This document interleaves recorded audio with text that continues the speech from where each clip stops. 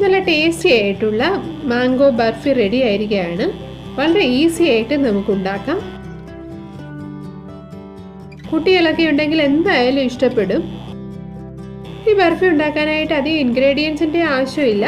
വളരെ പെട്ടെന്ന് നമുക്ക് തയ്യാറാക്കാവുന്നതേ ഉള്ളൂ.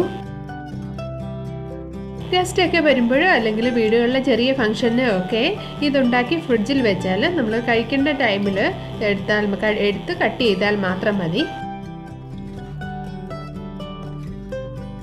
തണുപ്പ് ഇഷ്ടമല്ലെങ്കിൽ ഫ്രിഡ്ജിൽ വെക്കേണ്ട ആവശ്യമില്ല. നല്ല മധുരമുള്ള മാങ്ങയാണെങ്കിൽ പഞ്ചസാര കുറച്ചിട്ടാൽ മതി.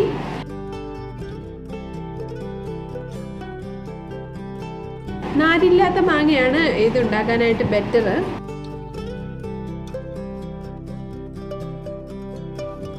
അപ്പോൾ എല്ലാവരും